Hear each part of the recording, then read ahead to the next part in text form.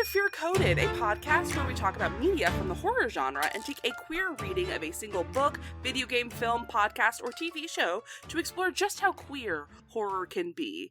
This month, we are wearing our best trick flowers for Auguste, our ongoing exploration of clowns in horror. This time, we are heading to the land of comics for the first time to discuss Batman the Killing Joke, written by Alan Moore and illustrated by Brian Bolland. I'm Marilee. I'm Tyler. And I'm David. Now, before we start scrapbooking, which is an important part of this comic that I forgot about entirely, I want to check in with my co-hosts to see how things are going for them in a landscape of horrors that our real world has to offer. What's making y'all feel scared, or what is making you feel prepared? I am prepared. Woo! Woo! Why am I prepared? Because I've spent the last week dating everything. Yes! That's right. I have played the Staci chap game Date Everything, where you, a character that you sort of create but doesn't have any substance or form, told from a first-person perspective, date household items in your house. I dated all 102 items, which is the base game's 100 items, and the DLC 2 additional items, and I realized 97 of them. Oh my god. Wow. David, Yes. you're a star. I am a star. I did not date a star, sadly, but I dated pretty much everything else. Incredible. Yes. Our friends Katie and Doug have covered this on our fellow Glitterjaw program, Novel Gaming, but this is a deep dating mechanics game, and I am not a dating gamer usually. This is not my usual cup of tea, but I found this to be really, really enjoyable, and I think written very well for people who are aro-ace. I think that if you are asexual or aromantic, there is a very enjoyable game to play through here, even though there is dating mechanics are at the base of it. But date, you understand, is just an acronym.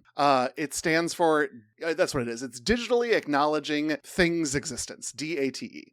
And so cute. you're just... Yeah, I forgot about that. I do also have the game. I have not dated or realized... I've only realized one character. And it was Lucinda Loving, my love. Oh, Lucinda Lavish, one of my favorite characters. She was so good. Stupid. I realized, so I found out later that she could end up as different characters with different names if you go through different date paths, which is incredible. I need to play that game more. I got it. I started playing it. I got sucked back into Balatro and haven't picked it back up. Balatro. Oh. If I could date Balatro, I would do that. No, Tyler, have you messed with Date Everything?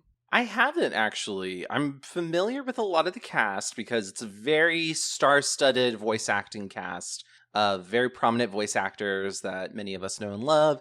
If you're into Critical Role, basically the entire cast is in the game. I think it was even produced by one of the cast members, which is incredible. But no, I haven't played it yet. It's definitely on my list. Hearing you guys talk about it, it's like definitely being reprioritized higher now, because that sounds so fun. And I've been playing a lot of like darker, grim games recently. It would be nice to play something where I could just date like the concept of game board rules, which I know is a thing. You will like Parker Bradley, I promise. It's Brennan Mulligan, right? Brennan Lee Mulligan, yes. Yeah. Yes. Unfortunately, he ended up hating me because it comes down to the roll of the dice at the end of it. And I had not set myself up my odds correctly. And so he just goes, well, the dice says I hate you, so I hate you. And I was like, oh, no. No. Supposedly you can try and like redo things later, but I got you. I fed him a little candy. I shoved a candy in his mouth, and I was like, "You will be my friend." That's how I get my boyfriends. So. Truly. Yeah. And here's the deal, Tyler: is that you can have objects hate you, like, for example, the concept of board gaming. You can have them love you, like the couch, or I feel like the ultimate expression of the game is to just become friends with everything in your house. Don't you want the fridge to be your friend? I do. And it's a Yeti. It's a Yeti man. Yeah. Love that. He's great. I love any big hairy man that can give me a warm hug and give me food. Well, then you're set. please set this game to number 1 on your wish list, because large men and women well represented in this game. I will just offer, I found a lot of the female characters to be very well designed and very attractive. I found a lot of the male characters to be very well designed and very attractive. I would say 20% of the cast was not for me, and 80% of the cast was. I'm shocked by that, because I remember early in this game's development, I will actually like reveal this. I remember early on people were criticizing the game because they said, well, it looks like a lot of the art representing the objects in your house is mostly thin people. And then the more I've seen of it as it's come out and the press is talking about it more, I see that's not the case. And that makes me very, very happy to see lots of body size representation in this game. So yes, that has definitely been moved up to my number 1. Yeah. Well, Marilee, I hope you get to spend some more time. Not that I would ever try to ask you not to play Balatro. I'm not a monster. I'm trying so hard to get to the 12th ante, because there's like the thing where if you get all up to 12 antes, you can get a new card. Yeah. And I want that card, but it's so hard to get it, and I've been trying to grind for that all week. I'm also trying to get the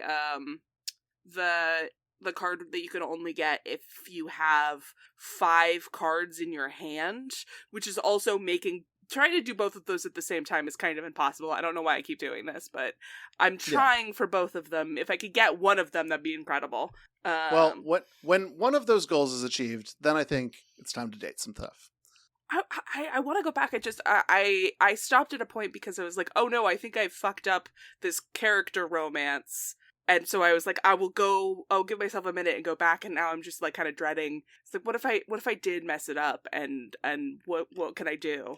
Can always play again. I will say, and I wish someone had told me this, there is a new game plus. And so if you get to the end of it, you can start again with all of your progress is saved and goes on to your next playthrough. Okay, great. Because like that's the thing. As a collector, I want to get all of the stickers and stuff. And so I think I fucked up a sticker route. I think you should just keep going and then do a second run. Agreed. Done. Love that. Yeah. Don't be afraid of make-believe potential romantic partners. Instead, be afraid, like me, because this week I am afraid. Tyler, why? I am afraid of fandoms. Well, okay. Yes. Yeah, fair. That's fair. What fandom in particular? Yeah, that's a good follow-up question, Marilee. So I realized the other day while I was talking to a friend of mine that in this past year, I have gotten sucked into 2 fandoms or 2 games or whatever that are not very queer friendly. Oh. But for some reason lured me in. Tell us. So the first one, this past winter, Marshall and I got sucked into playing Ubisoft's The Division 2, which is a fun sort of like third-person like shooter. You're running around like a post-apocalyptic Washington D.C. trying to stop loot. I guess they're kind of looters, but there's no more society, so there's nothing really to loot. Everything is fair game. But either way, you're playing like a sleeper agent for the American government, and you're just trying to save people. And I thought, okay, well, I can see how this would be like pretty much aimed at straight people because it's a Tom Clancy game from Ubisoft. But on the other hand, I was like, the idea of like trying to recreate community is something that I really enjoy in stories like this. So maybe there's like a burgeoning queer community in here. And I looked, and there isn't really one. From what I could tell. There's one like alleyway that has a pride flag up, and that's it in that game as well. There's nothing really that's like, you can't, get free like pride emotes or something like that. Like you can in like Destiny 2, which is another game I used to play and I don't anymore. Okay. Marshall ended up getting like pretty nasty messages from homophobic people, and that really just kind of killed the whole desire to play the game for me, because it was like, well, Ubisoft doesn't give a shit. There is no community really to be had. I don't want to play this anymore. It's left a bad taste in my mouth. So that happened. If it happens in a video game, people are being homophobic.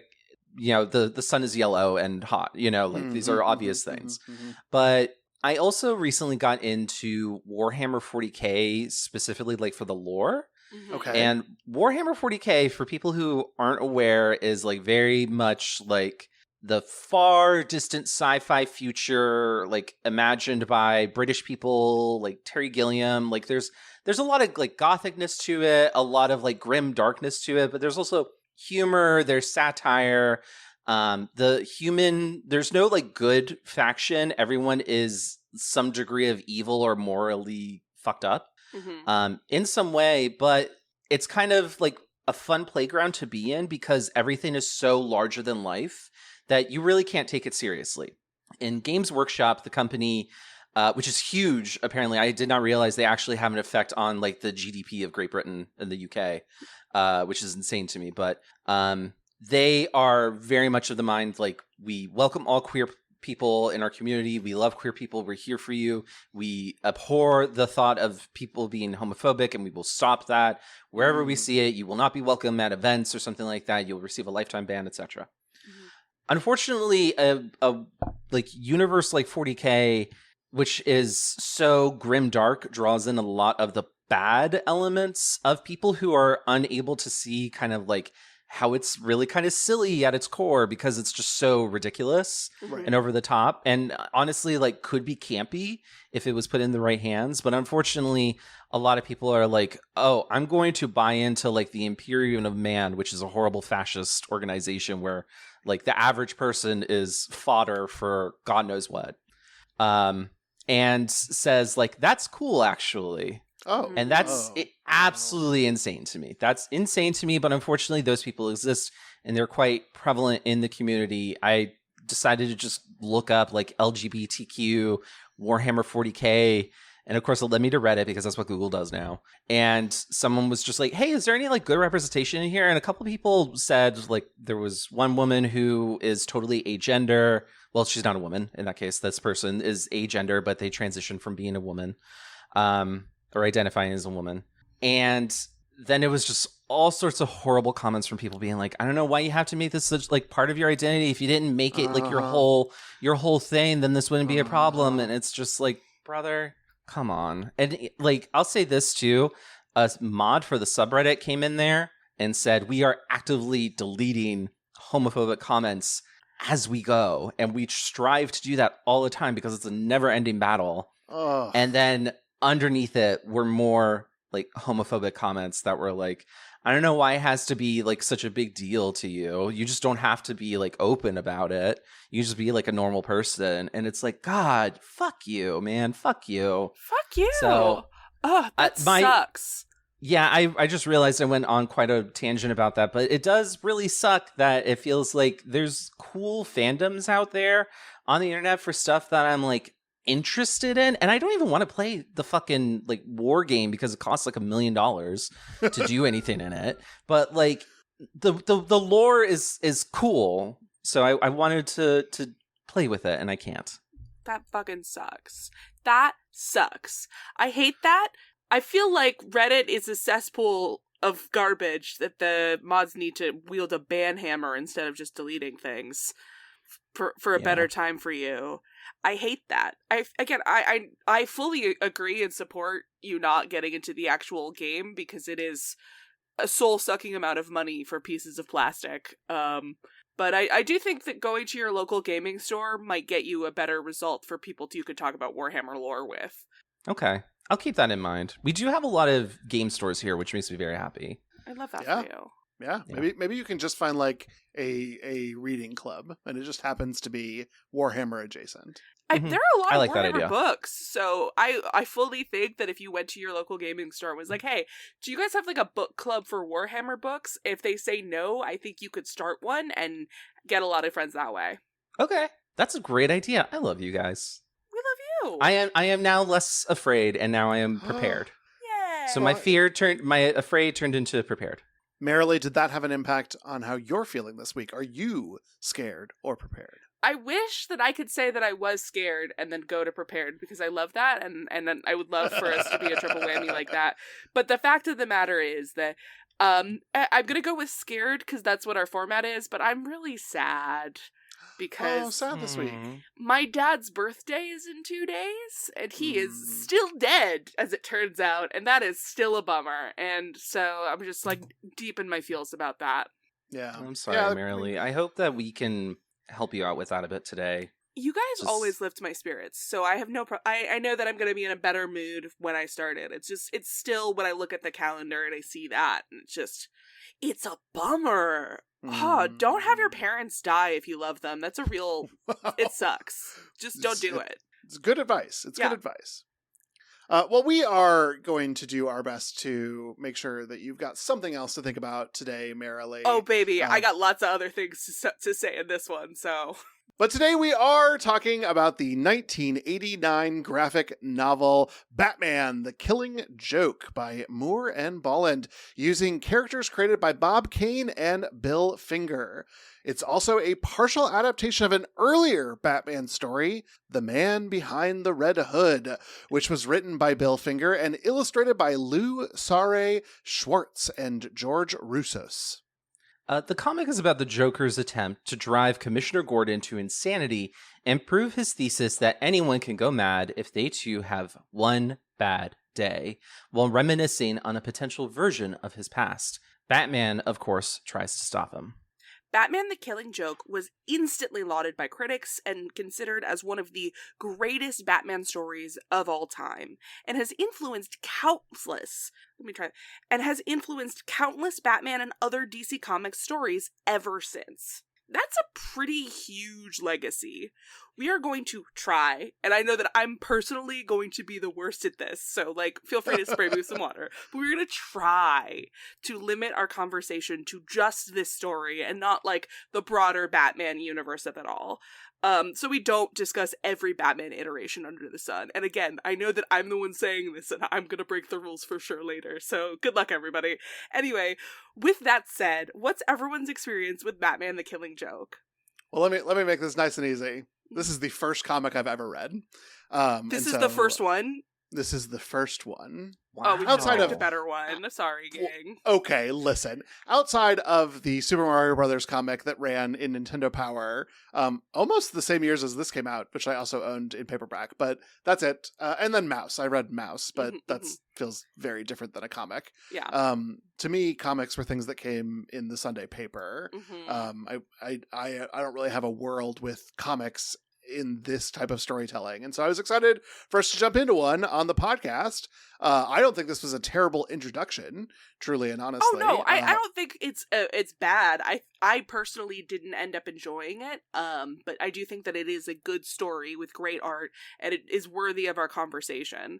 Yeah. I just would have preferred if this was your first ever superhero comic, you could have some fun with it. Yeah, I guess I read some of the Krakoa when the X-Men made their own little gay planet or gay island or whatever. Gay island. Gay country, yeah. Gay country island, sure.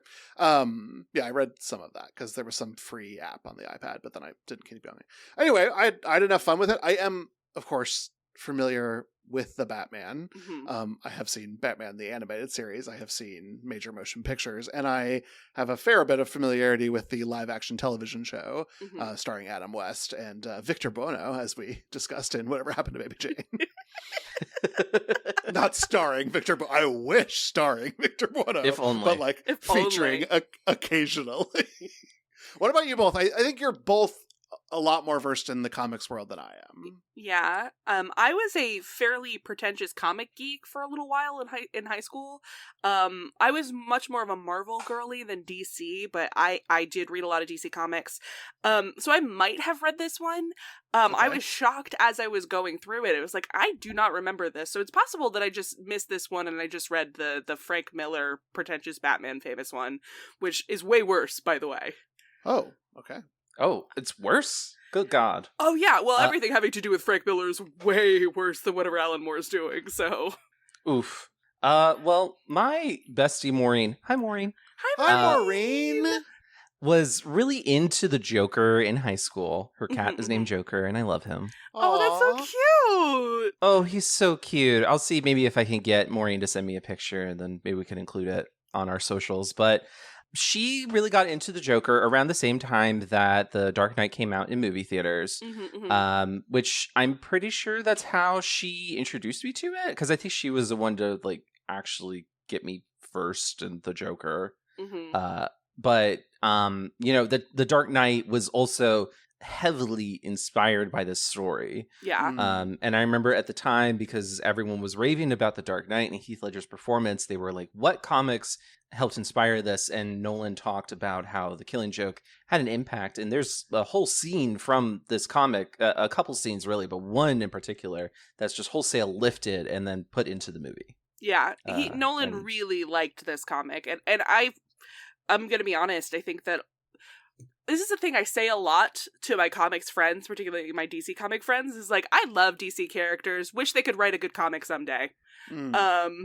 Like, or could use them well someday, because they have an incredible stable of characters from like an incredible world, and like lots and lots of really cool ideas and concepts that they always seem to fumble at the last moment. I think that there are a lot of cool things that start cooking here that Nolan really explores more in his movie, and like expresses his point a little clearer. But yeah, like this is an influential comic for sure. Yeah, definitely. I will have to go back and watch The Dark Knight because I have seen it. But I didn't. I saw Tyler's note about what got referenced, and I was like, I don't remember that, just because it's probably been 8 or 9 years since I've seen The Dark Knight. Yeah. We should all watch The Dark Knight again. That was a good movie. I also have not seen it for like a decade. It's almost 20 years old. Like in a couple of years, it's going to be 20 years old. And that blows my mind. Yeah, time moves so fast. Yeah, maybe you should stop. I did watch that Batman versus Superman movie. Why? Oh. Why is a great question. We also watched the extended cut, which I genuinely cannot believe that there was more movie. Well, yeah, I also watched the extended cut version, and like that genuinely hurt my soul, my faith in humanity, like my pleasure in watching movies. It's especially because like my friend wanted to go see the Suicide Squad, the first one, not the Suicide Squad, but Suicide Squad. We were told that we had to watch that one first, and I had not seen Batman v Superman in the theaters because I thought it was dumb, and I thought they were taking the worst parts of Batman and making that into a movie just based off what they were talking about, and I didn't think that they really understood the character. So I protested it and didn't watch it in theaters, but my friend really wanted to go see the Suicide Squad, so I said that I would do it, and I watched it, and I had a blue screen of death moment after the movie was over. It's like, I cannot believe this is what was made in theaters. Wow. Well, talking about the worst parts of DC, let's get into the themes for The Killing Joke. Bring it on, Tyler. I told you I would be the worst about it. I told you I would be the worst about it. I'm gonna find skillful ways to cut you off if you start going too deep into Skirtgate. Although Skirtgate. Love Skirtgate. That was wonderful and a very well earned diatribe. But first, we must talk about this theme from The Killing Joke, which is untitled, parentheses, you construct intricate rituals. Oil and water, cats and dogs, Batman and Joker. Some things just don't go together unless... So, we're talking about Barbara Kruger's iconic work, which is called Untitled, parentheses, you construct intricate rituals. She links male violence with intimacy, potentially as a replacement for in a culture that refuses to allow men a space for that. Batman and Joker both link themselves to the other. Is the violence between them compensating for something else, perhaps?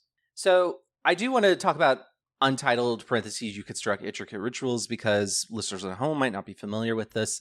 This is a photograph that has been manipulated to include some text on it, but it's on the left-hand side. It looks like it's a fight or brawl between two men or in a group of men. Some of them are laughing, but they're all like engaging with each other in some sort of like physical, like roughhousing or maybe a fight. On the right-hand side, this is all in black and white, is the text, you construct intricate rituals which allow you to touch the skin of other men. And I think that is the most relevant thing here. Marilee wrote the notes for this, and I really like this theme. I enjoy this perspective quite a bit. I think it's also kind of interesting that we begin this whole story with Batman saying that their story, the story between Batman and Joker, only ends if one of them kills the other. And I think, like, if we look at this work, we could see, like, if we're being generous, that maybe this implies the death of the old Batman and Joker dynamic, which allows for like a new, maybe queer relationship once the story ends. I think more plausibly, though, it's really just kind of implying that you can't have two men going after one another without them dying, because maybe it's unnatural in some way, or society just won't allow it. So there must be a cessation of life. I think that's pretty grim. Yeah, it is grim. That is very grim.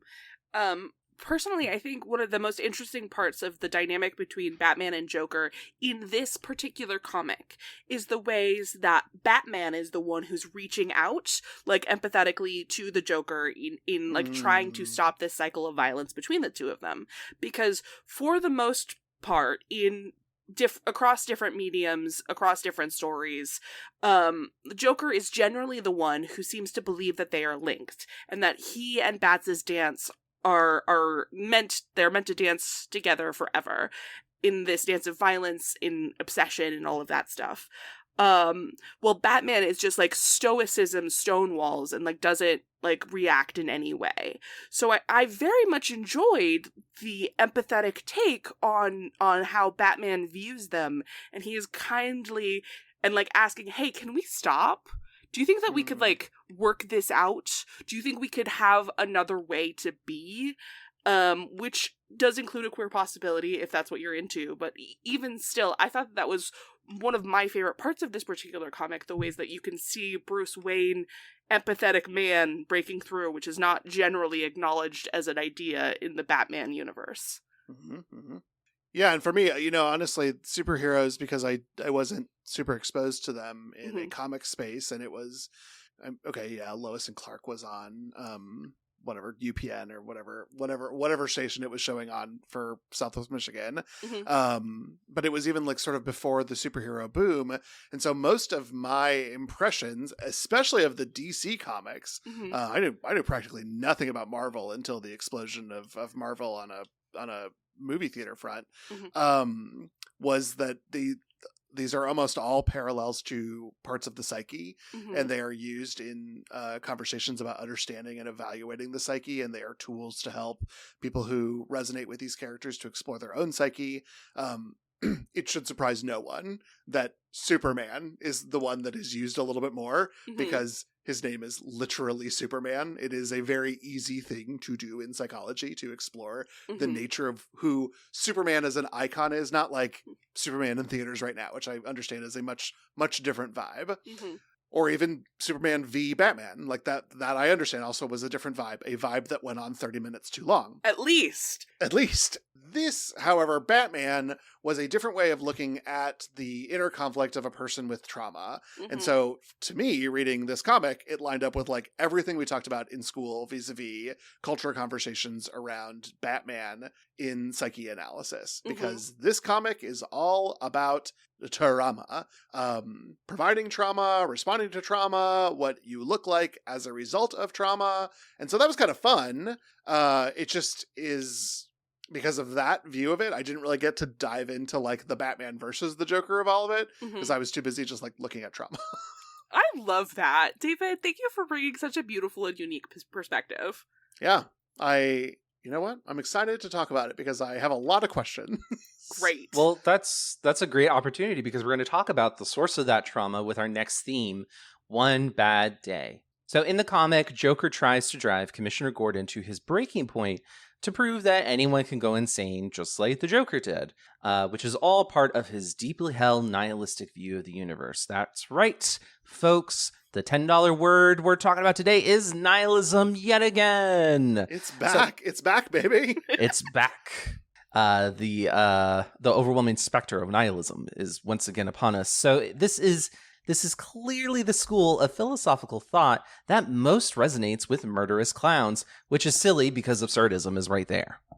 Here's what I'll say, is that not to just keep being like David went to social work school, but there is a lot of psychological background around this sort of nature of one bad day can put you into a dissociative state. We are all honestly to really simplify my education, one bad day away from a dissociative episode. But as you both might guess, it is a lot more nuanced than like, I will show you graphic images and cause you to go insane. Or like, I lost my wife and then had to put on a phallic-shaped hat and steal chemicals. Now I'm insane. There's a lot more nuance, but truly and honestly, if you think about it like Star Trek, I guess, we all walk around with our shields up all the time, and over the course of your life, the course of your week, the course of your day, you are getting bombarded from things that take that down. And if something gets through, that damage can be very severe to us. If you take enough of that damage, then you can have a dissociative response where you're trying to distance sort of who you are from the trauma that you're experiencing. And that can lead to you imagining things that aren't there, having relationships with things that aren't there, and having sort of conflict with people who live in a world that you can no longer perceive in the right way. And so it's kind of interesting that that's sort of how Joker is coming out of all this. And I guess there has been, I only learned this because of this podcast, there's been a lot of people who have armchair psychologied the Joker to death. We never did that in school. But I do think that the whole like concept of this is very grounded in very real psychology. Mm-hmm. And I love that too. I think part of why I really like psychology, that was my initial, I have a bachelor's degree in psychology and then I shifted over to English literature, is because I like being able to take these two things together and squish them as part of like analysis. So I really enjoy that there is kind of like a psychological element to what is being described here. I think it also works on a really literary level as well. I like, in terms of plot and narrative, that this version of the Joker cracked after having one bad day. I think that on a literary level is really fascinating. And it kind of makes sense too, because yeah, as you were describing, David, like you build up enough, your shield breaks down far enough. If it gets bad enough, you can have a dissociative episode and you are kind of untethered from reality. I don't think it totally applies to the Joker because he operates in a comic book logic where things can just happen. He's capable of doing things because he's a comic book character on one hand, and he's also a clown. So he really is like the ultimate trickster archetype. So I think, all that being said, it seems to me that Alan Moore is trying to apply some sort of morality to this whole concept of nihilism and having like a mental breakdown, and saying like, well, Gordon is able to demonstrate that no, it's just the Joker who is wrong. It's just the Joker who is weak enough to dissociate. If you're a morally good enough person, that can't happen, because Commissioner Gordon is, in this story, our monument of what is good. That's like the whole thesis behind why the Joker is doing this. He can corrupt the uncorruptible. But I don't think that really works for me in this narrative, because I think it's kind of strange to have the Joker, who is nihilistic, and I do think absurdist, is kind of like antithetical to the idea of having some sort of morality like view on it, because it by its nature, it has to exist outside of that. So I think that doesn't really work, and I think it's incongruent with the story that Moore had been telling. I also think that the ambiguity of the ending, which to me, I think is like the high point of this comic, it kind of reads more like Joker's plan was to corrupt Batman and to just admit that he is just like the Joker, as opposed to trying to make Gordon go insane. Because when you're following along with Batman's plot in this, he's just stress level 10 the entire time. Like he actually, like he also feels like a different Batman, because I've never heard Batman threaten to kill someone before or say we're going to end up killing each other. Because the Batman that I know, and the one that seems most common in comics, is like the great detective or the caped crusader. Like he gets things done, and he's dark and perhaps anti-heroic in some way, but he's never said we're going to kill each other, because that's Batman doesn't do that. And I remember that was like a big deal with like the Batman Superman movies, was that Batman killed people, and that is, I don't think, right. And it doesn't feel like it also works with the story that's trying to be told here, because the truly uncorruptible person should be Batman and Gordon, but I don't know. I just don't think it works. I think the ambiguity at the ending as a result, where maybe Batman does kill Joker once and for all, feels less earned as a result of all that. Interesting. My only contribution to these notes here is a meme image where there are two people sitting next to each other, one of which is somebody in black and white with their head in their hands where it says, "Nothing in life matters." And the next is like a cool 80s guy with a thumbs up and glasses with like dolphins in the background that says, "Nothing in life matters." Listen, hedonistic nihilism is the way to be, my friends. Well, yeah. If nothing matters, then just live, baby, woo! Well, yeah, that's my whole thing. Yeah, everything I've learned about Foucault and nihilism versus absurdism is strictly from the Passion of the Nerd go through of Buffy the Vampire Slayer, which is excellent, by the way. But he talks a lot about like absurdism and nihilism and stuff like that, where there's a quote from Angel the Show, which is, "If nothing in life matters, all that matters is what we do." And like, I think that honestly, the fact that the superhero axis of nihilism with like Joker being like everything sucks, nothing matters, and like Batman still picking up his boulder and going on anyway, I think this is an interesting conversation that could be had by people who are way smarter than me. I just think that meme image funny. And that's true. Meme image is funny, but you know what isn't funny? Refrigerators. So stupid. That's so stupid. But listen, we're talking about the Joker. I can make bad jokes because that's part of the whole vibe today. You can. So, yes, we are talking in this theme on refrigerators. So, in 1999, Gail Simone coined the term women in refrigerators, or the verb fridging, when discussing a Green Lantern comic where Kyle Rayner's girlfriend, Alexandra DeWitt, had been murdered, shoved in the fridge in his apartment, and left for him to discover as a way to discuss the ways female characters are repeatedly killed, maimed, and sexually assaulted to give the male characters around them motivation, especially in comics. Barbara Gordon is paralyzed and implied to be sexually assaulted while photos are taken of her bleeding body, specifically to hurt her father, Commissioner Gordon, and Batman.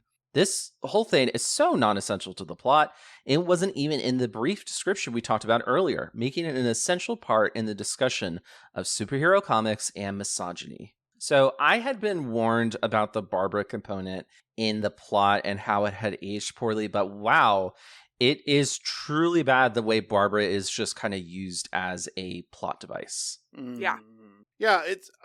I'm glad that we're talking about fridging. I think that this is a great opportunity for us to shed some light on this for anyone who maybe is very familiar with the term but doesn't know its sort of origin. And so this helped me also get that. Fridging is a trope. It's not a literary theory.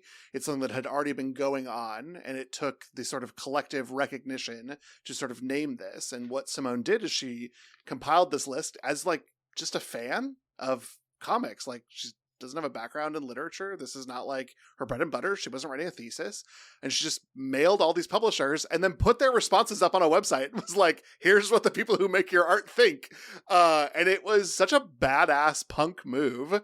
And the website is still online. It's still pretty much in its 2001 version glory. And it is just a list of things and some of the correspondence that has come in, some of the fan response. One of the things that I particularly appreciated was a ton of people wrote in to Simone and were like, well, men get this too, to the point that she shared this, and her fan, a fan of hers, who was also part of this sort of community, John Bartol, wrote and quoted dead men defrosting. Like, yes, it does happen to male characters, but then they're instantly okay.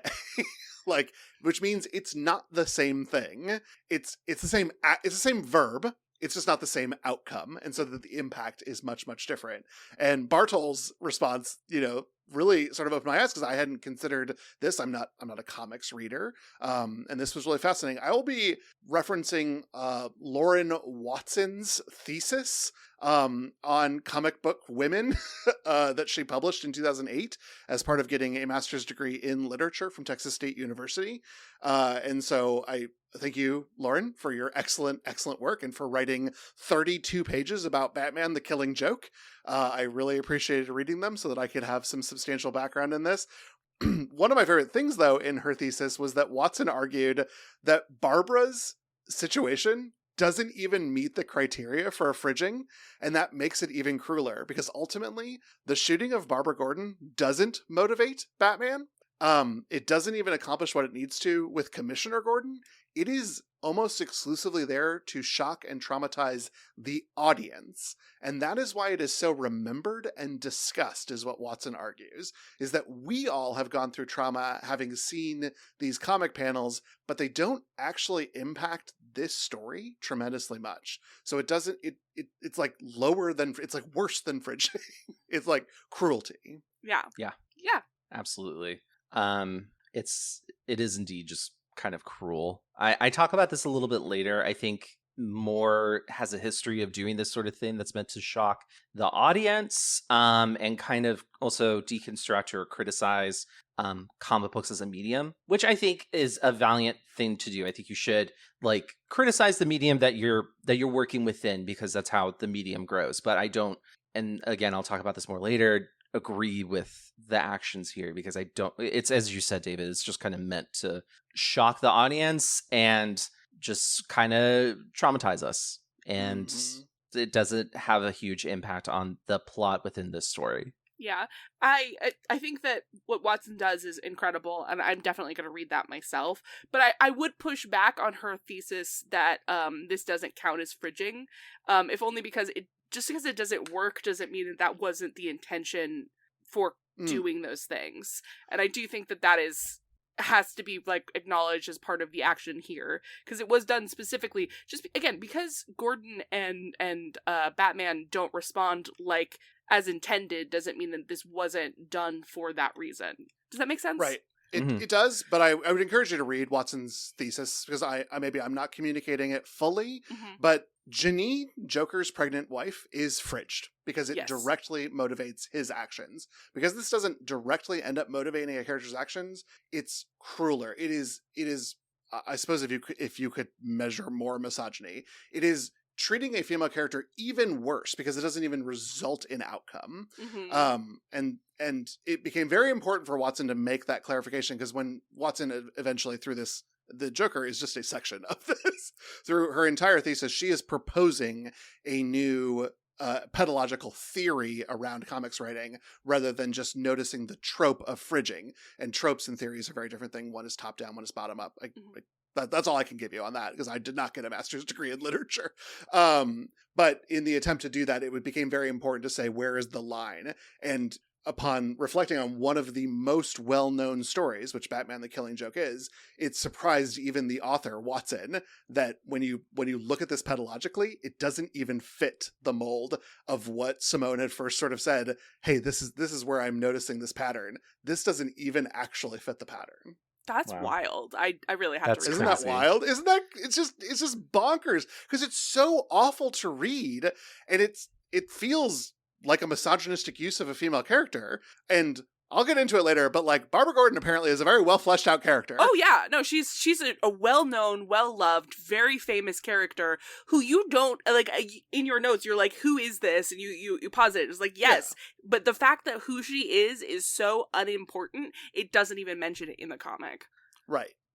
Well, obviously we are horrified, but I must ask both of you to evaluate the first of the two criteria that we ask of every media that we engage in here on the podcast.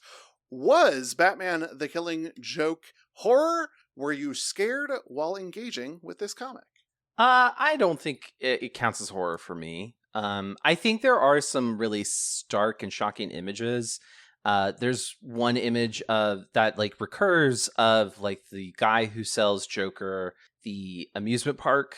Joker kills him in classic Joker style, and it's kind of like the guy's face is stretched out into that rictus grin and big bug eyes that happens to people that are affected by Joker venom. And that shit's scary looking, and he just kind of keeps appearing in the background scenes of like landscapes and whatnot, just to kind of like always remind you that he's there. And I think that works because it's kind of funny that he keeps recurring, but it's also creepy, which I think is the Joker sweet spot. Agreed, yeah.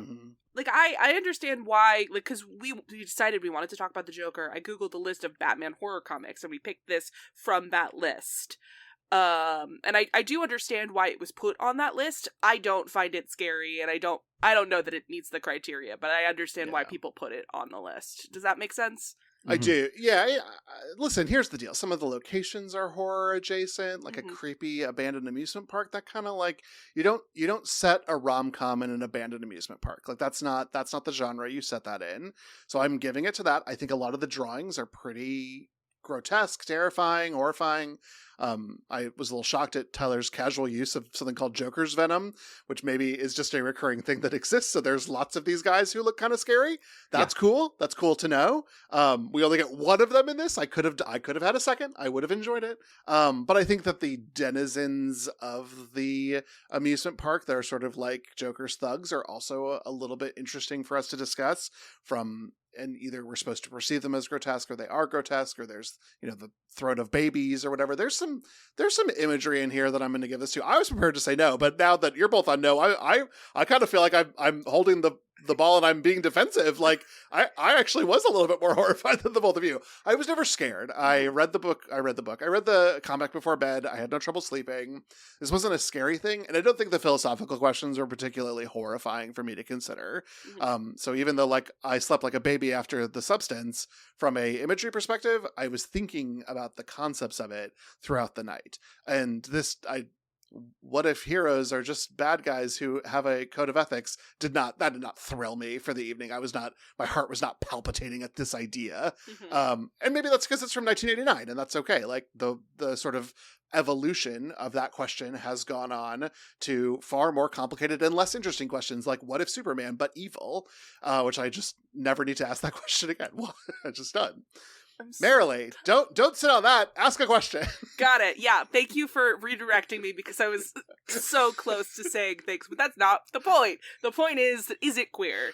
Can we discuss this comics using the lens of queer theory? Batman Joker OTP. Okay. I'd say. All right.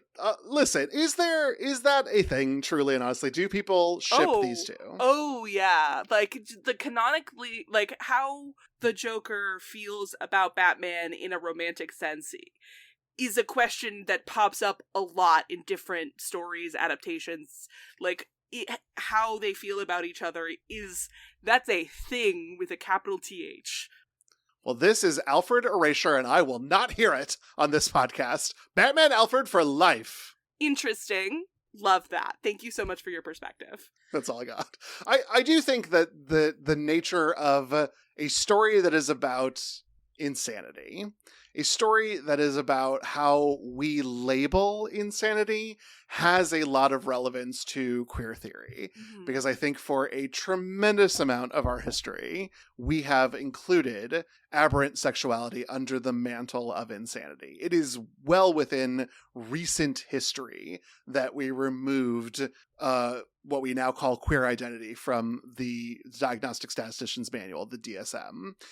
We have been rethinking the role of sexuality in identity for many years, and psychology has struggled with this for its entirety as a profession, and that was well influenced by the Nazis, but there were problems pre-Nazi, and then there were lots of problems after 1940. So I know our history from Hirschfeld on back, and the notion that we live today in a world in which queerness isn't pathologized, but we are reading a story about pathological sanity, I think has some easy to connect dots for us in queer analysis. A, I love that. B, are you speculating then that the reason why Gordon wasn't, like, he didn't crack, as Tyler said earlier, is because he's too heterosexual? He's too straight. He's too heterosexual. Your heterosexuality saved you this time, Commissioner Gordon, but next time I'll be back. Yeah, and so then Batman is dealing with his relationship with the Joker on a potentially queer axis of like, are we going to tip into love or are we going to stay heterosexual?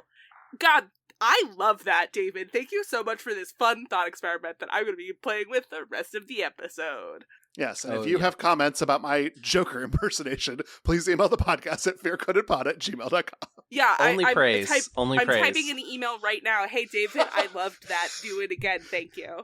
Email the podcast. And see, now I'm being Green Goblin. The line is so thin. It's just too thin. You were kind of giving the Adam West Joker, though, which I love. Well, so that works. It works for me. We paint on the canvas with the paints on our palette, Tyler. I don't know what to tell you. So true. How beautifully, so wonderfully said, David. So wonderfully said. Oh, any other reads on queer theory for Batman, the Killing Joke in particular? But I even think like the characters Batman and the Joker, because they do exist within a pantheon, I guess. Yeah. I mean, like I was gonna say, like this sort of idea that the law enforcer and the lawbreaker are such a fun dynamic. We see that all the time in crime stories. But also it's something that is commonly romanticized, especially like you think about like Les Miserables, like Jean Valjean and Inspector Javert. That's like one of the original like ships gay. Because it's extremely gay. Like they're obsessed with each other, or Javert is obsessed with Jean Valjean, and either way, like it's a baked in wonderful source of tension between two powerful character types, where one tries to enforce the law and the other breaks the law, and those things are diametrically opposed, but that desire, that passion between the two of them is so charismatic that of course it draws people in to like ship them, but even just be fascinated by them, because I think the Batman and Joker have become so popular in like our global like pop culture like knowledge that you can easily make comparisons between the two to anyone that's like not interested in comic books at all. You understand what someone is talking about when they're alluding to these two. So I think it's a very powerful relationship that they have. It's certainly stronger than I think any other hero-villain relationship in comics, period. I don't know about that. Well, what do you think? I think that you have to consider Wonder Woman and Chitara and also Lex Luthor and Superman in that conversation. I don't think those are gay. I'm talking about like popular knowledge, like things that everyone kind of universally recognizes. And I think it's easier for people to kind of think about Batman and Joker that way, because one is a Cape Crusader dressed like a bat and the other is a scary clown guy.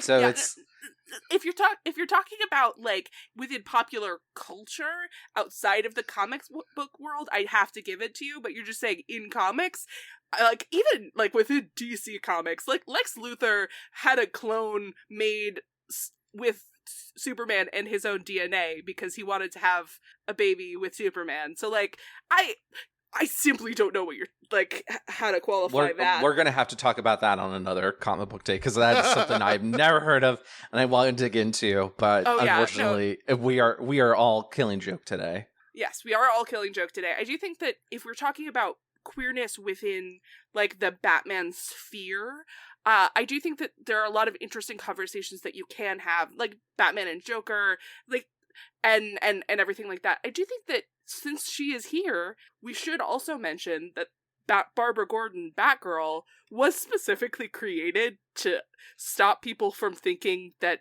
Batman and Robin were gay for each other. That is 100% a true fact, and also it is speculated that the reason why to this day neither Batman nor Dick Grayson have been confirmed queer, even though there are a lot of people have been saying for a long time that one or both of them are bisexual, is because of what happened with the idea that the two of them were in some sort of relationship, which is insane. Well, I just have to say this before we break off into our plot beat by beat. If you dress up like an animal and you're running around with another guy, you're a furry, which makes you gay. Oh my god. Yeah, 100%. Done deal. Well, there we go. I have nothing to add on a furry conversation, so instead, I will turn us into the beat by beat of the 1989 comic, Batman, The Killing Joke. The comic opens with Batman heading to Arkham Asylum. Hey, I know that place. That's where Dr. Chase Meridian works, right? Who is Chase Meridian? Okay, well, anyway. I thought I was going to earn points with that. You earned more points, and Tyler and I lost them. That's what happened. Nicole Yes, Kidman, true. come on the podcast. Talk to me about your time as Dr. Chase Meridian. But anyway, you work at Arkham Asylum. That's where the story starts. And Batman is there to talk to the Joker, trying to see if there's any way they could change things so they didn't end up killing one another. When he realizes that the man in the cell isn't the Joker at all, he has escaped. At the same time, Joker, quote, buys an old abandoned amusement park and remembers a time before when he was a normal man with money problems and a pregnant wife. He wasn't making any money as a stand-up comedian, but the two of them were happy together. Also, this starting thing through Arkham, I've got to say, I'm not a comics guy, but I know villains when I see them. And it was so nice to just see them hanging out in their little cells. We saw Harvey, who said hi, saw the Penguin. I was like, call me. It was a nice little time for me. I enjoyed it. Yeah, I genuinely love the opening, and I think that throughout the comic, Bollard in particular is cooking with gas here and throughout. Like, the art, I think, is really phenomenal, but like the way that the opening with the rain, like we can see like Batman moving through the halls and all of the villains and stuff, I think it rules. It's legit good. I agree. I think it's always really fun when we start off a Batman story with him having to go to Arkham Asylum, just because, like, one of my favorite representations of Batman is that it's kind of like a modern Gothic romance. And the most recent, The Batman with Robert Pattinson, did a wonderful job trying to make it Gothic but modern. Love Pattinson. I love that. I think this was really fun. Just like David, I'm a sucker for a rogues gallery, and we got to see that. We got to see beautiful representations of them. And I think that's great. And then, of course, this opening is a remix, or Christopher Nolan remixed it into Act 2, The Dark Knight. When Batman goes to interrogate Joker, they have their, one-on-one, and Batman beats the shit out of the Joker. And in this, Batman is ready to go. He's already ready to beat the shit out of the Joker, and he kind of starts to do so. Showing that this Batman is maybe more of a loose cannon, or he's just had it up to here with Joker by now. And, it works. It works really well. It's very effective. I love seeing Batman and Joker getting to talk.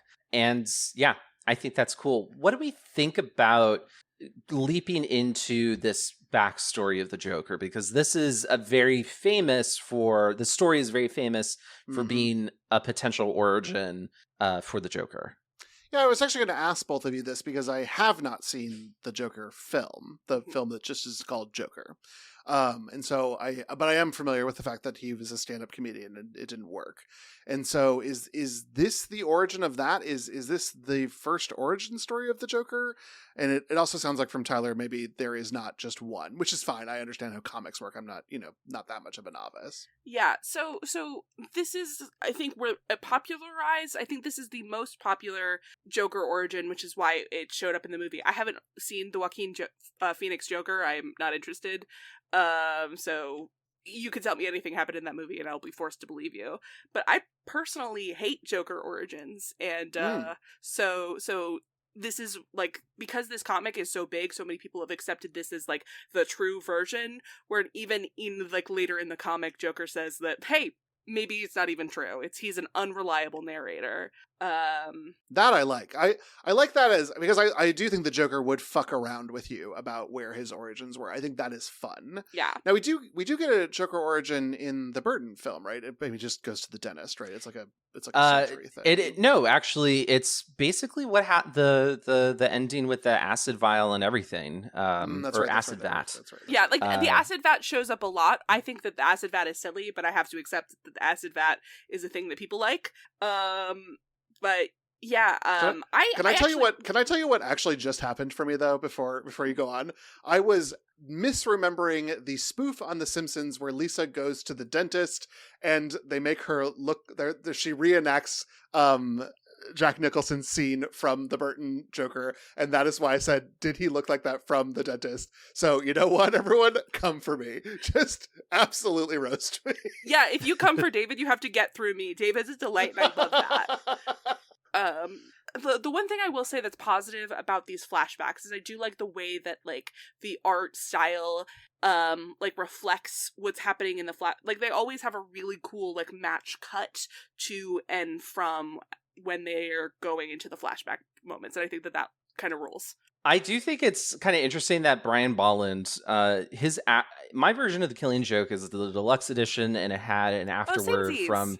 Oh, cool! So there's this afterword from Brian Bolland, and he talks about how he actually had to like grit his teeth at the idea of doing a Joker origin story because he would never want to do this. So he himself even thinks about this as just being kind of like one possible backstory.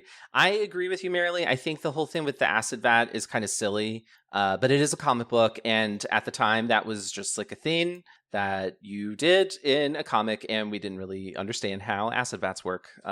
So that's how we got where we are today. I like it more when the makeup is just a makeup and the Joker is choosing to present himself that way because he's a little weirdo guy. I think that's more compelling than his skin was bleached and his hair turned green somehow, and that's why he's so cuckoo bananas. Yeah. Well, then I will take this opportunity to talk about the backstory, which I was going to in the next scene, because that's when I learned about it. But in all of these backstories, they are colored to indicate that they are a backstory.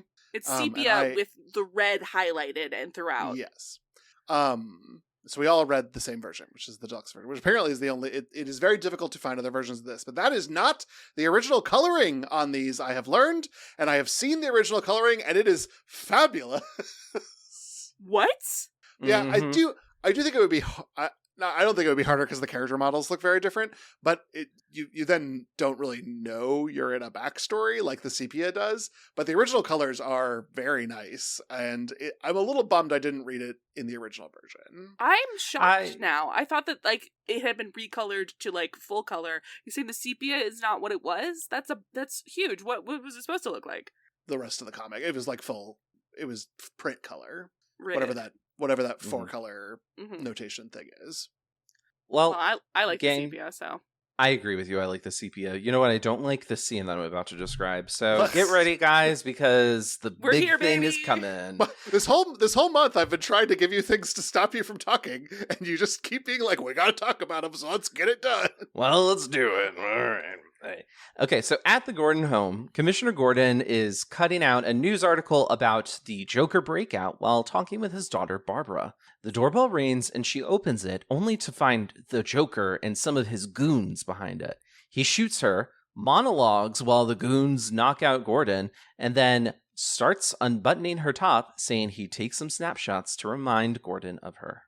In the past, the man who would be Joker agrees to help some thieves sneak into his old job at a chemical plant to provide for his family, but he's nervous about getting caught. The shady thieves assure him that everything will go smoothly, and to ensure his anonymity, they have a costume for him to wear, incorporating a red helmet and cape, making him look, indeed, like a red condom. Yes, and so this is where I wrote all these questions that we have referenced, but this is where I was like, Barbara's Batgirl, right? Like, I think I know that because BG, Barbara Gordon, and also Alicia Silverstone.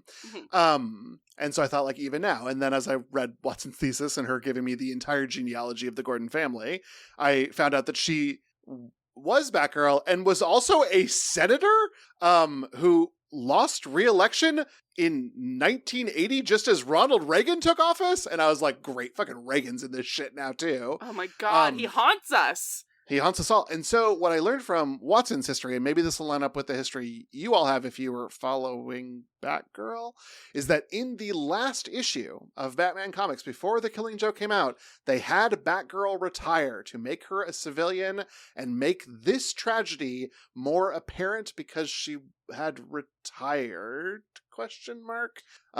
That's where I got.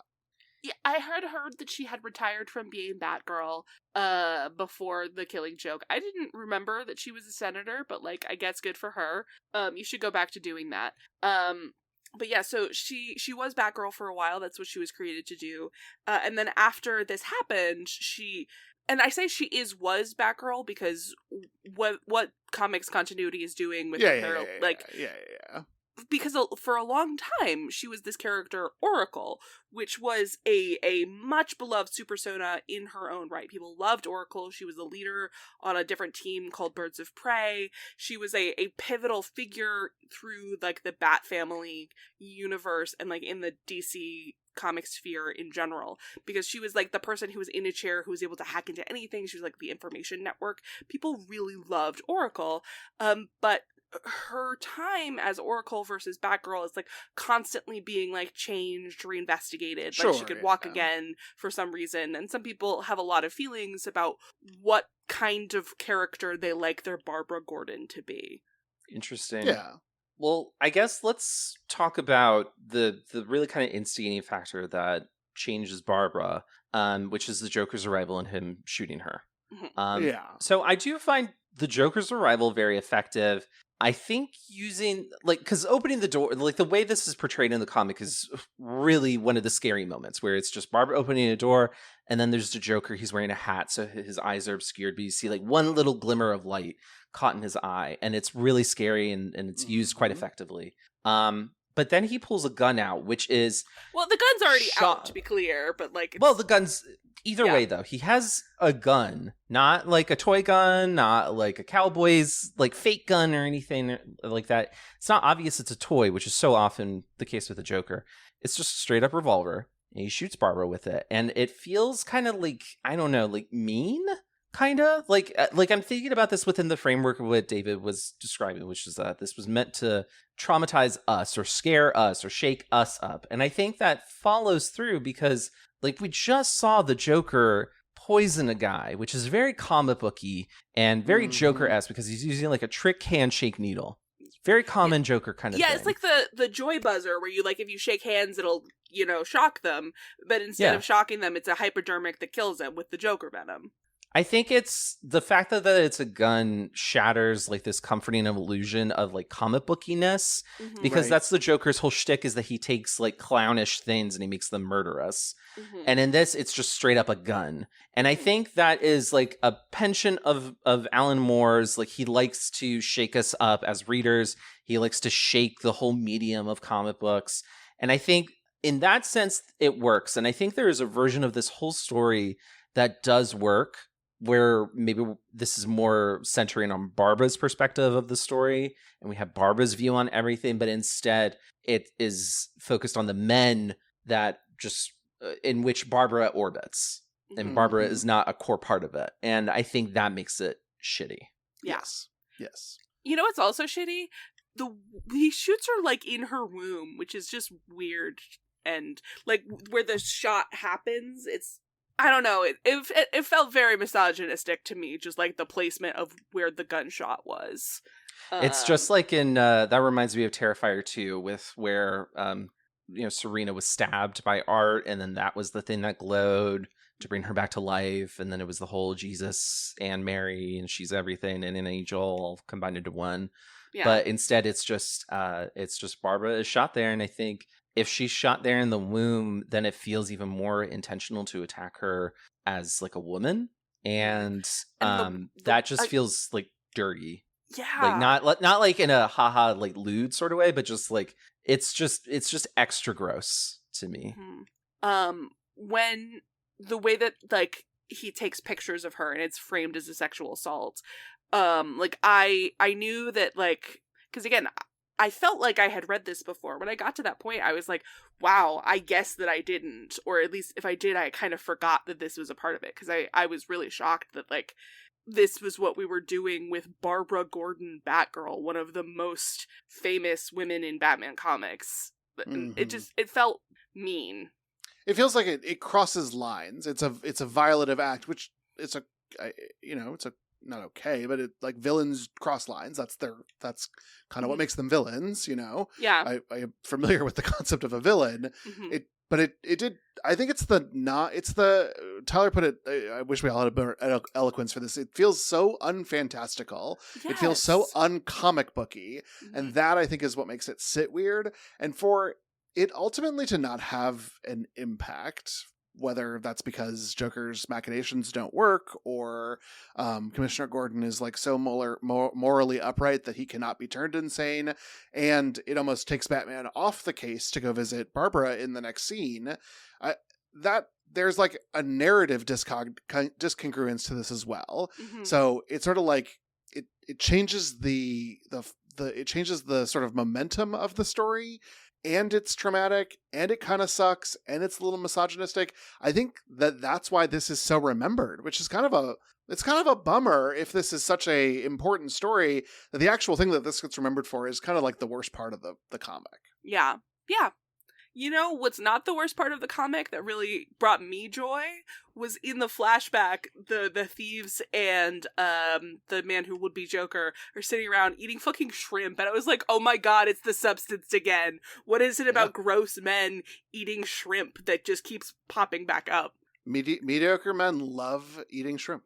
Well, it also works like in terms of like color and assigning meaning to color, because the shrimp is the same color as the red hood that Joker has to wear. So it's kind of like almost like foreshadowing of like Joker is going to be victimized by these people and help turn him to this path of villainy. Got it. I like that. Yeah. Yeah, they're just like picking the legs off the shrimp repeatedly, which is, again, normally those have been cleaned off before you've cooked them, but whatever. So in Barbara's hospital room, the doctors and police officers discuss her paralyzation and Gordon's kidnapping with Batman. She wakes up terrified of what Joker is going to do with her father, saying that he's taking it to the limit this time. At the carnival, a confused Gordon is stripped naked, collared, and tasered by 3 henchpeople before being brought to the Joker, who is sitting on a throne of doll heads for some reason. He explains that he is going to drive Gordon insane, too, and has prepared a special ride just for him, the Ghost Train.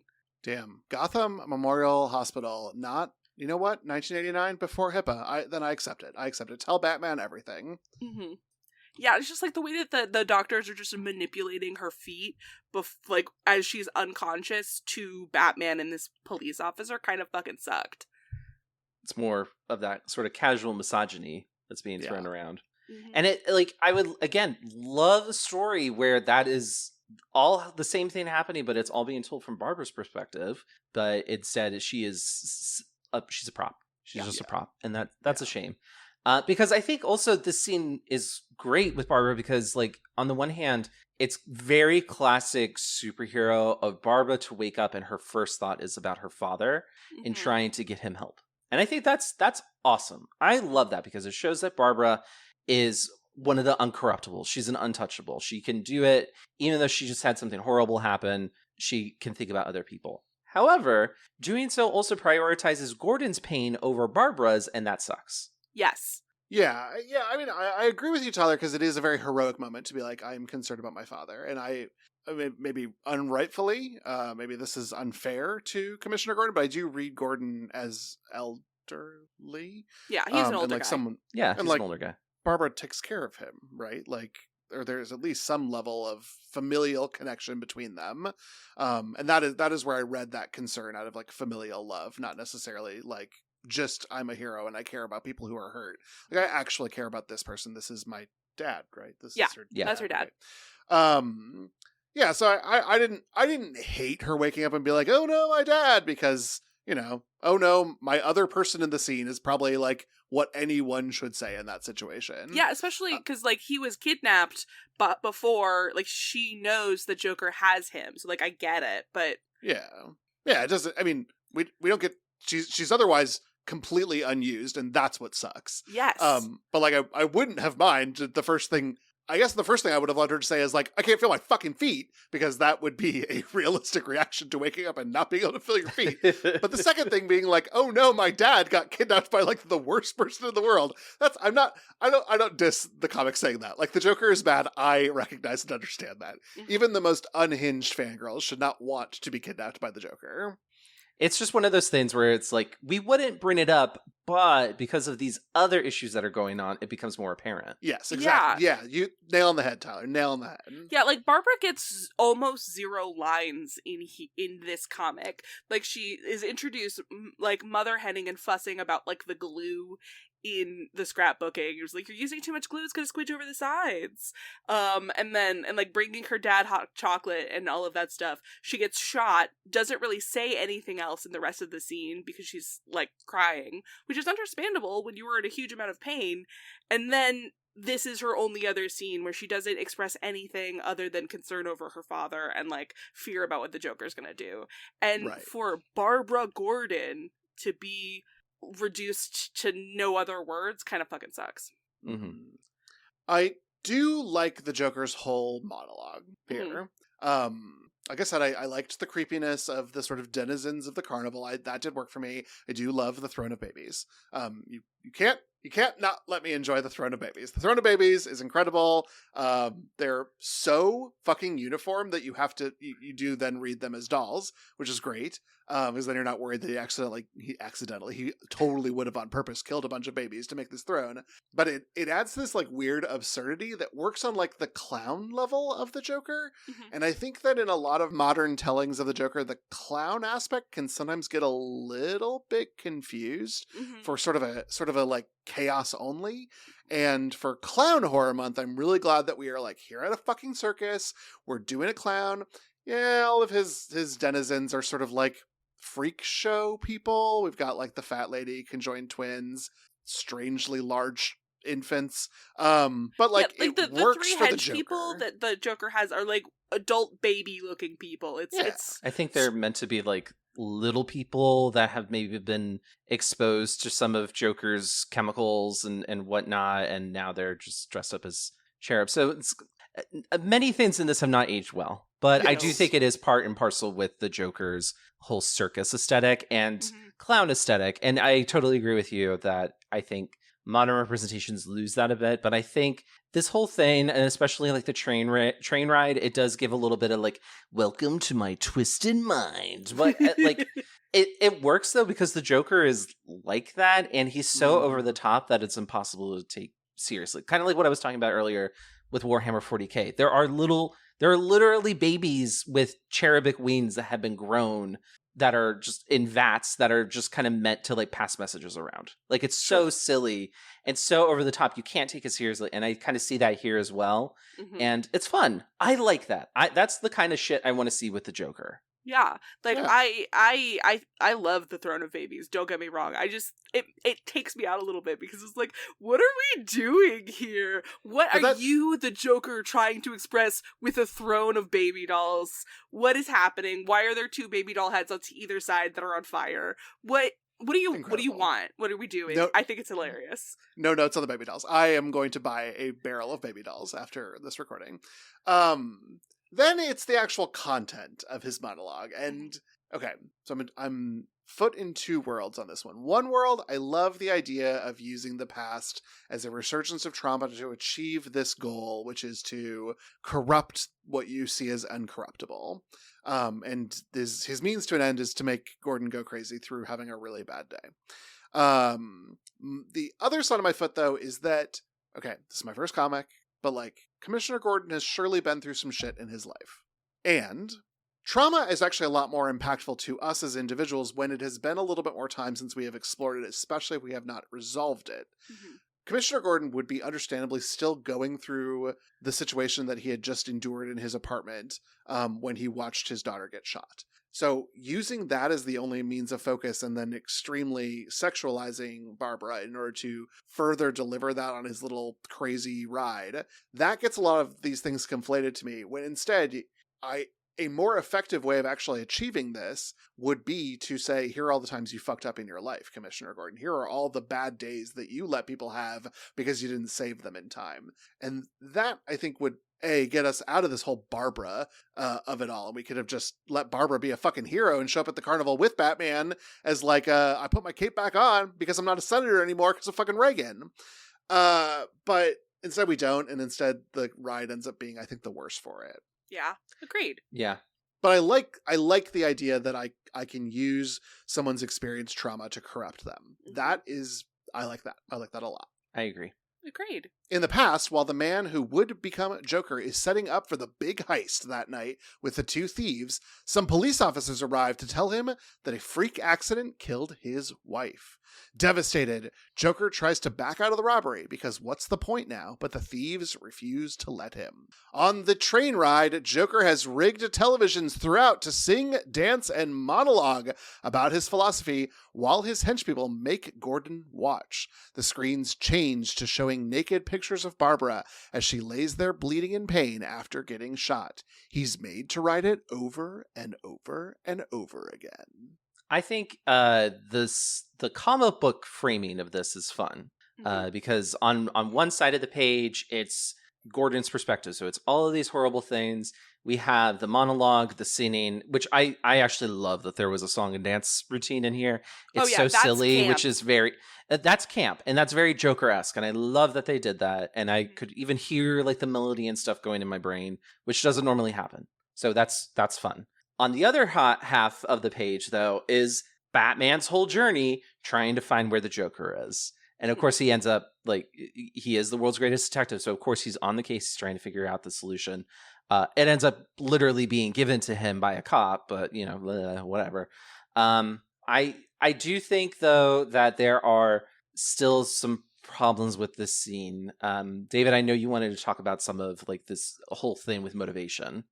Yeah, I mean, in the past, this is where Jeannie, who's the man who becomes the Joker's wife, pregnant wife, when she gets killed off screen in like a freak industrial accident, that motivates his inaction, which is then sort of like not accepted by the other villains. And then so his action then remains the same, but a motivation to inaction is still a motivation.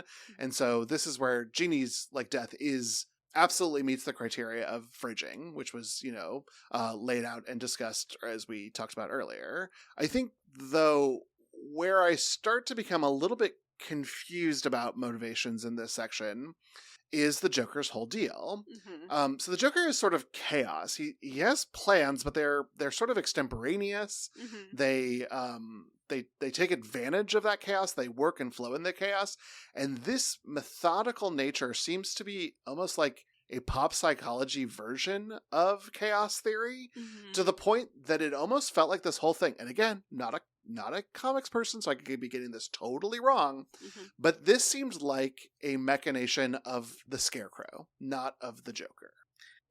That's interesting. I hadn't really thought about that. I do think, well, actually, I'm going to direct this to Marilee because you're the comic expert here. I'm kind of closer to David's experience. I think that this, like, I get where you're coming from. At the end of the day, I think Scarecrow, this would be too much work for him because he would simply just need to, like, gas you up with his fear toxin, and then, like, you would be seeing these things without him having to create a roller coaster ride to go through it. The thing about the Joker that's so wild is, like, how his plans and like his insanity work is different by every writer in every comic. Oh, sure. So yeah. So like I do think that this is pretty classic Joker, if only because people have taken this kind of thing and gone on to like build on that. Like he is the kind of person who's like, what if I just built a whole roller coaster just to drive you crazy? Wouldn't that be insane? That sounds pretty Jokery to me. That's true. That is kind of the welcome to my twisted mind sort of vibe that I talked about before. I think you gotta think about Joker as welcome to my twisted mind. I think that is the perfect way to encapsulate how you should respond to this Joker. Interesting. Yeah. I think I agree with David. And I also agree with you, Marilee. I think that both of these things are true. I think on the one hand, it is like a little bit more of like an orchestrated plan. Like Joker doesn't only have like a plan here. It is very well constructed to go off at certain like things. Like, oh, this failed, so now this is going to happen. Now that's going to happen because this thing's going to happen. And that does feel a little bit more non-Joker-ish. That feels maybe more of like an Alan Moore sort of thing, because Alan Moore's narratives kind of work like that. Like you think about Watchmen, And spoilers alert for, something that's ancient at this point, but like the big twist in that is that the big villain wins because he initiated his plan before the heroes got there. Yeah. And that is infamous in comics, and I love that. And it feels a little like that in terms of what the Joker is capable of conceiving here, but I think it doesn't totally fit his MO as just like, I'm going to do this thing, haha, You know and who I kind of is? Yeah, you guys who? were both right, because like I think that the villain who, for the most part, who would construct an intricate thing just because it's part of his bit is the Riddler. The Riddler would do that. Mm-hmm. He loves to commit. He loves to commit to a bit, and Yeah. I do love that for him. And crimes. He also loves to commit crimes. Oh yes. I kind of want to watch just Batman. Like, I should go watch Batman the animated series after this because I just want to see like these supervillains just try to rob banks. Yeah, I need something that's like chill, Yeah. Even though I know there's some darkness in the animated series. Listen, though, I'm not going to talk about it. We simply have to move on. Simply Don't can't. let We me simply talk must about move Batman. on. Simply can't. Okay, so, well, too bad. Batman scours Gotham for any signs of Joker. He does get a clue when an invitation and ticket is sent to the Gotham Police Department for the amusement park with compliments of the Joker himself. At the park, Gordon is finally pulled from the ride and taken back to his cage by the hench people. He is nonverbal right now. In the past, Joker and the thieves break into the chemical plant, but things go wrong immediately. The helmet that Joker is wearing, made to look like he's the Red Hood, is hard to see in. There's more security than there should be, and really, it's just an overall disaster. Joker decides to abandon the thieves, who end up getting killed, but they shout to the cops before they die that Joker, or the Red Hood, is the ringleader here, and Batman goes after him. To escape Batman, Joker jumps into water contaminated by chemical runoff and comes out with his iconic new look. White skin, green hair, the whole thing. Laughing at the absurdity of the whole situation. Inquiry. Is the Red Hood... If I was like super into comics, would I have seen the Red Hood and be like, oh my god, it's the Red Hood. Oh my god, did you see it's the Red Hood? They used the Red Hood. It's the Red Hood from forever ago. So, yes and no. Here's the thing. Here is the thing. Again, like, this is a remake of an older comic, which had an older version of, like, the Joker origin. Like, who's under the Red Hood was the Joker, yada, yada, yada. But before that, nobody ever really cared. And after this, nobody really cared until, and this is maybe a little bit too insider baseball, but, Jason Todd, who was the second Robin, who very famously died as a part of a listener poll, like, fans of DC Comics called in and said, hey, should we kill Jason or will he survive? And Jason died by like 12 votes. So he was very famously killed for decades. And there was a saying that nobody stays dead in comics except for Uncle Ben, Jason Todd, and Bucky Barnes. And so 2 out of 3 are alive again. And that's just how, but like for decades, that was it. Since Jason Todd came back, and he came back with a villain persona of the Red Hood, because he is now, like, he was trying to get revenge on Batman and the Joker, by trying to get Batman to kill Joker. It was a whole thing. I cannot talk to you about Jason Todd right now. We will simply run out of time. But because of that happening, and like, I love Jason, I love Red Hood, I think that he's an incredible character, it kind of fucking sucks that is kind of semi-canonicized, this Joker origin is no longer being part of a potential backstory as like being canonically true. And that sucks. But like, nowadays, seeing the Red Hood and be like, Joker is Red Hood, it's all coming together, is much more of a thing than it was at the time when it was just referencing a very obscure older comic. Interesting. Because this sort of reeked as like fan service to me, looking at it and having no idea. It was like, look, it's the Red Hood. Before we designed our characters with like recognized facial features, this was the villain. And it's a little bit of a bummer that wasn't the thing, but fine, whatever. We spent a lot of time looking at the costume, and it kind of is not that good. No, it sucks. It like sucks. It sucks on purpose. He looks like a red condom. Yeah, and not even a fun red condom, like a boring red condom. Mm-hmm. I also want to say, like Tyler mentioned it in the last description, like this is Batman Master Detective. I'm finding out where all this is happening. And in the category of things that suck, it kind of sucks that in the end he just gets a giant quest arrow handed to him being like, you need to go to the amusement park. And I get that the Joker is the sort of campy bitch who would send you an invite to his murder party. Mm-hmm. That is totally on brand. But then I don't need to see Batman interviewing all these people to find where the Joker is, though I loved those sequences and I thought they were really well drawn.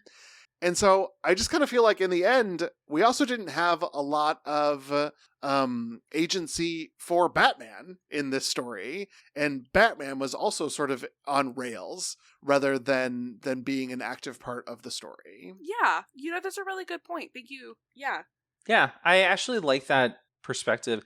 I think it also kind of jives with Moore's whole MO is that he probably finds characters like Batman because according to Brian Bolland's afterward in the story, like Alan Moore doesn't consider this one of his greatest hits, which I found interesting. I think part of that is because I don't think he's interested in classic DC superheroes like Batman. I think he finds them kind of boring from what I've seen and just like not very interesting. I think he treats Batman like he's kind of a fool and he's just kind of like the plot device that is Batman. And Batman goes places until the very, very, very last page of the comic.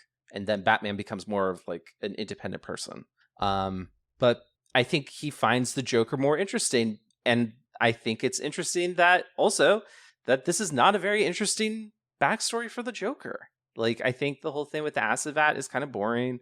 I think anytime the Joker origin story is jumping into a chemical bath is stupid. We talked about this at the very start, that's just sort of how comic books were at the time. Whatever, that's how things go. But I do think that it adds just one more tragic thing on the tragedy sandwich and is not necessary as a result. Because I think this story, again, could work of maybe the Joker is this tragic figure who has gone mad. And I think that there is like a little bit of payoff towards that idea at the end. But I think it's just kind of like, good Lord, man, we've done so much to this guy already. Waiter, no more tragedies. Flip your card to red. We are done getting meat at this table. Okay. I agree with everything that you just said. Mm-hmm. And yet, this is a Joker origin story. Mm-hmm. And my ticket said Joker origin story. And I know that it's not the thesis of this comic, but my ticket was for one transformation into the Joker. Mm-hmm. And it was during the sequence that I was like, I would like a small refund for my ticket because I didn't really get what it said on my ticket I was going to get. Yeah. Like, he just sort of is the Joker. He goes from red condom into Joker. It is not a transformation so much. It's a reveal. It's a reveal yourself. Mm-hmm. Mm-hmm. Yeah, that's exactly right. I did like the fact that he jumped like into the river outside of the chemical and factory and was transformed by the runoff instead of just falling into a vat of acid. I did think that was slightly better.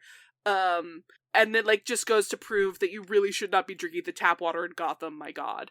But on the whole, we could have done without this whole sequence, frankly. Yeah. I think the coolest part is seeing a 1940s sort of Batman. Yes. Which I think is actually one of the things that was redrawn in this version.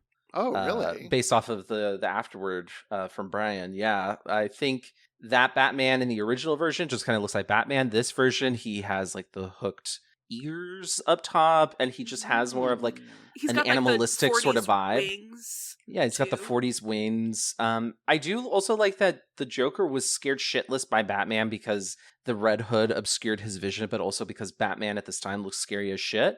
I think that's fun. I would have liked maybe some more payoff of people being like, oh yeah, there's that guy that's running around at night. He's beating up all sorts of criminals. You gotta watch out for him. They call him the Bat. So again, like it's a very, very quick blink and you miss it. But in the scrapbooking scene, Gordon is talking about how like this is where they first met. Talking about Batman and Joker.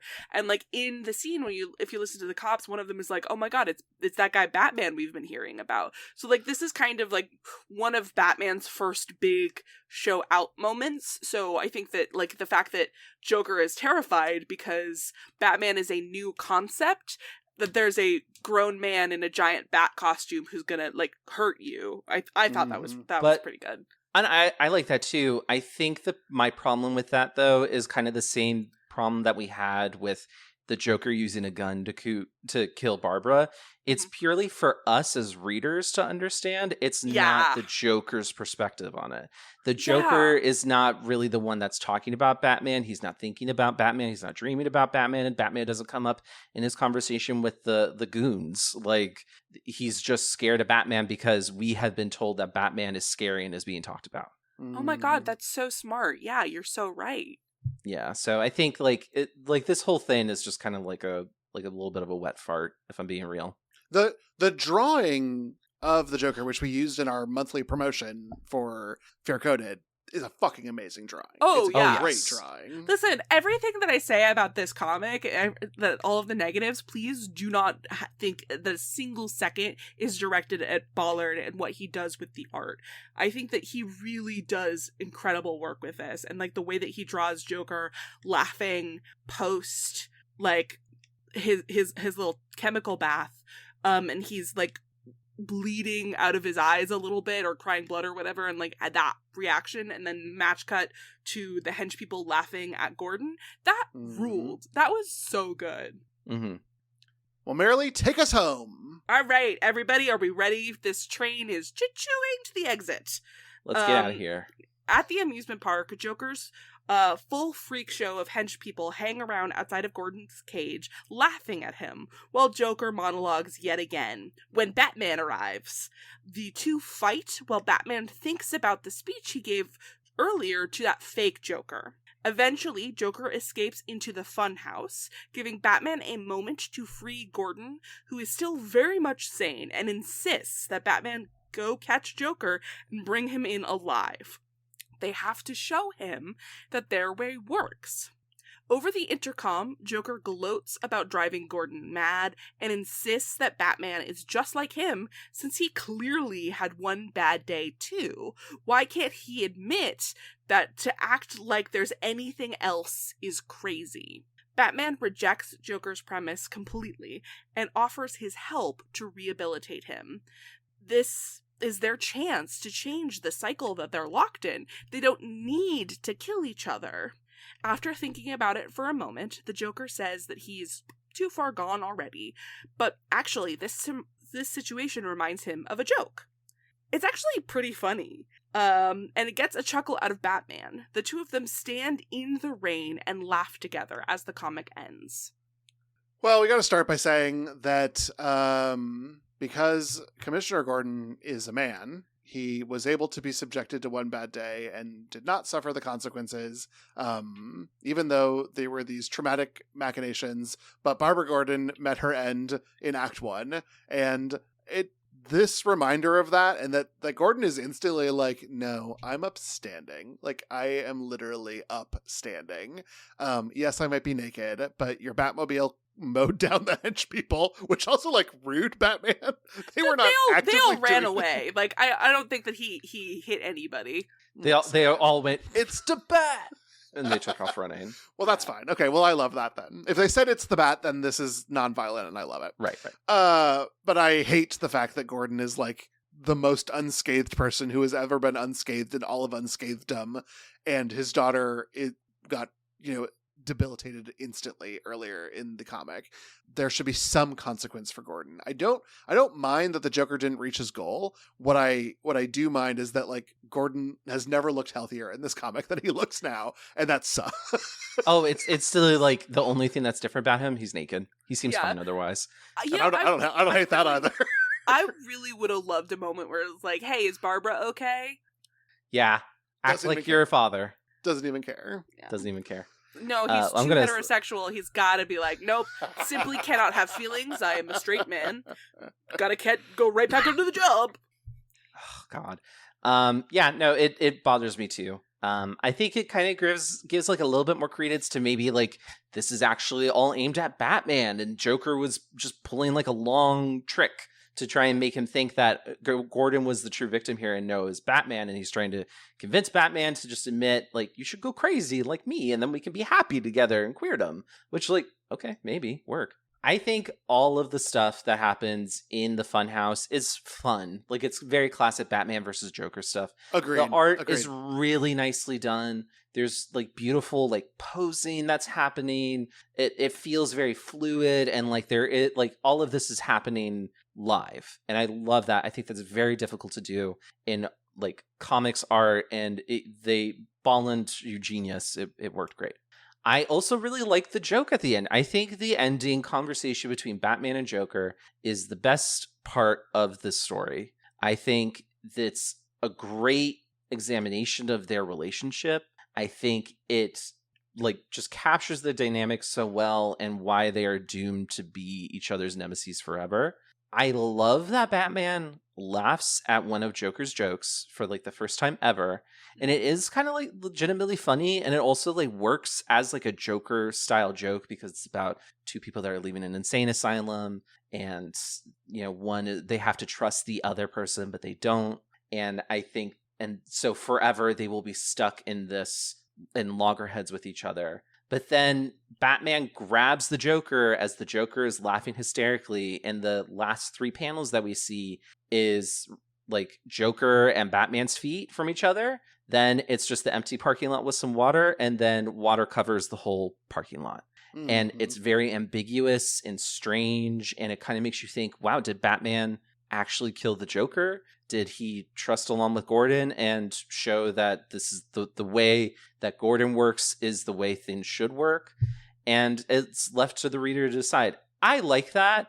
However, I think that there are more parts to this story that could have focused more on perhaps foreshadowing that or playing into more of Batman is the true like source for Joker's like one bad day. Mm-hmm. And I don't think it works very well as a result. I think it's a great ending that does not feel earned. I completely agree, Tyler, and that was sort of the vibe I was having as well, is why was I being in, the story is called The Killing Joke. Mm-hmm. We're ending on a joke where I didn't read it as a parking lot, I just reopened the comic to look at it. I read it as a beam of light, and then the last panel, it does not exist, but I now understand that it's probably a parking lot stripe. So my bad. The beam of light made more narrative sense.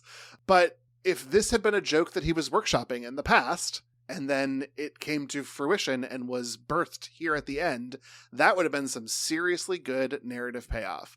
But there is a complete disconnect between the past and the present, and that makes this sort of like ominous and ambiguous future a little bit less important to me, as someone who's not super comics interested. But I loved my reading of this straight line that appeared in the darkness of the rain-splattered ground as a light that was then extinguished, because that's what the joke is about. You can just walk across this beam of light. I will never do that, because what if you turn it off halfway? Like you can't walk across a beam of light anyway. But there was a very good narrative symbolism, and then I was sort of left feeling a little disappointed by the ambiguity, when that sort of ambiguity is the thing that I think listeners will know usually excites and interests me. Mm-hmm. And I just don't think it worked, because the previous 60-some pages didn't plant the seed that needed to fruit this growth. Mm-hmm.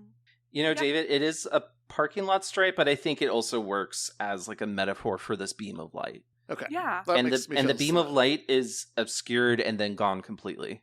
Right. If that were the case. So I actually really like that. I didn't consider that, so thank you for that. Yeah. Yeah. I like that the comic opens in a puddle of rain and then closes in a puddle of rain. I love narrative symmetry. Thank you. Mm-hmm. So yeah, you guys were smart and right. So I have nothing else to add. Well, unless anyone else has something to add, I think we can start wrapping things up. So how do we feel about Batman the Killing Joke in terms of horror or queerness after our conversation? Do you have any other final thoughts for this episode? You both excited me by your conversations about the history and discussion that has been had around queerness for these characters, but reading this comic did not make me eager to read more comics. And it's kind of a bummer because I would eventually love to find the thing that cracks my eggshell on getting into comics, because I think a lot of people who I value are very interested in this as a medium. And just because of how I grew up and where comics were important and not important in my life, I've never really found the thing to give me that crack moment. Yeah, I get that. Well, hopefully like a shell cracking, not like using crack cocaine. That's different things. Or not cracking because you had one bad day. Yeah. Right, yeah. Exactly. Of course. Hopefully we'll get some good comics to you at some point soon in the future for Fear Coded, or, just as personal recommendations. I did not enjoy this comic very much. I thought it was too grimdark. I thought too misogynistic. And there's one thing that we actually kind of skipped over that I'd love to circle back around to, that first conversation with the Joker and Janine. If you please read Joker's text in the worst guy you know voice, because I swear to God he's the worst guy you've ever met. And that really just off the bat kind of oh my God, this guy. This whole thing, Joker origin, I hate it. Thank you. Yeah, I think this comic is pretty overrated, and I think it's aged quite poorly. I could see why it was such a huge deal back when it first released. But yeah, I don't think it's aged very well. I think it is not something that you should avoid, however. If you are if you're really interested in the history of comics, or you're just a devout Batman fan, the franchise, or you're just a huge Joker fan in general, I think it's definitely worth reading, even if you don't enjoy what it is, just so that you can experience it and say yes, I did read it. Here's what I thought about it, instead of just ignoring it entirely. There are definitely some wonderful Batman comics out there. There's definitely Joker comics out there that are great as well. And I hope we will, dive back into the Batman well at some point. Because I'm kind of with you on this, David. I know and respect many people who are very interested in comics and talking about comics academically and talking about it on podcasts and everything else. And I think that stuff is wonderful. I would love to join in, but I just haven't had that moment. So when you find it, David, you let me know and I'll do the same for you. It's not. I just want to throw this out there. I my favorite DC comic that I have ever read, and it's also highly lauded for a lot of other reasons. I don't think it's a good introductory text, but just throwing it out there, Kingdom Come rules. So just throwing that out there. It's a really good DC comic. The art style is incredible. And it's a great summation of that same kind of hope core that you get with the new Corn Sweat Superman. Ooh, love that. Okay. Well, thank you all so much for listening to this episode. Please remember to rate, review, and subscribe wherever you get your podcasts. And don't get mad by following us on Instagram and Blue Sky at Fear Coded Pod. This podcast is a proud part of the Glitterjaw Queer Podcast Collective. If you'd like to listen to more queer media podcasts, you can check out the full roster of shows at glitterjaw.com. And join us next time as we conclude Auguste by conquering fear itself and maybe having a small sexual awakening with the episode The Thaw from the science fiction television series Star Trek Voyager. But for now, we will simply say goodbye. Bye.